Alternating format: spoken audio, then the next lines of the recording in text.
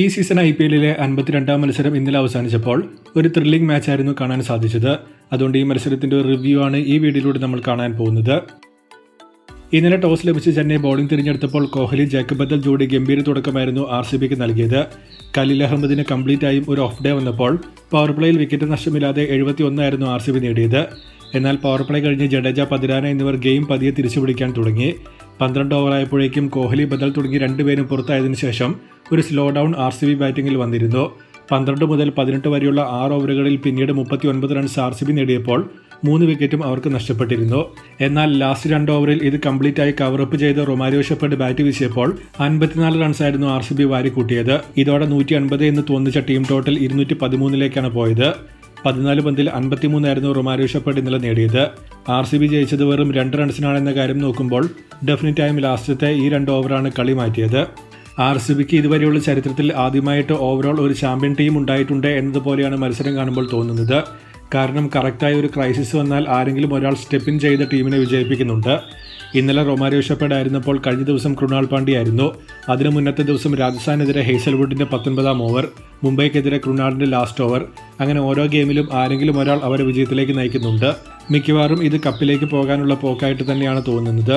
CSK നോക്കിയാൽ ഈ പിച്ചിൽ ഏത് ലെങ്ത് എറിയണമെന്നോ ഏത് പേസ് കീപ്പ് ചെയ്യണമെന്നോ അവർ വളരെ ലേറ്റ് ആയിട്ടാണ് മത്സരത്തിൽ മനസ്സിലാക്കിയത് എന്ന് പോലെയാണ് തോന്നിയത്. ഓവർ പിച്ചായി തന്നെ പന്തെറിഞ്ഞാണ് പവർ പ്ലേയിൽ ഖലീൽ തല്ലുവാങ്ങിയത്. ഡെത്തിലും അതുതന്നെ താരം ചെയ്തപ്പോൾ 3 ഓവറിൽ 65 ഖലീൽ കൊടുത്തത്.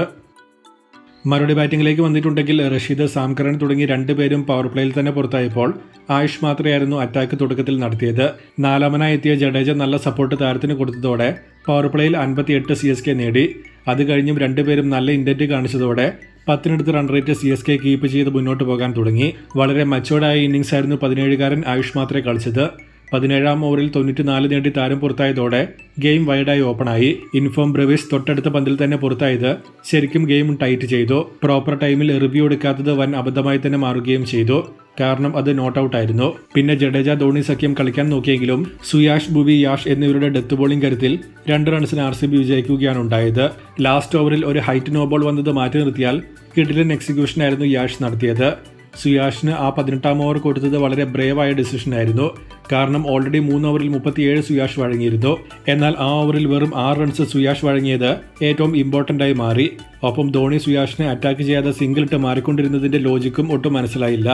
മത്സരം കഴിഞ്ഞ് ധോണി തന്നെ പറഞ്ഞിരുന്നു, പരാജയത്തിന്റെ ഉത്തരവാദിത്തം ഞാൻ ഏറ്റെടുക്കുന്നു, നേരത്തെ അറ്റാക്ക് ചെയ്യണമായിരുന്നു എന്ന്.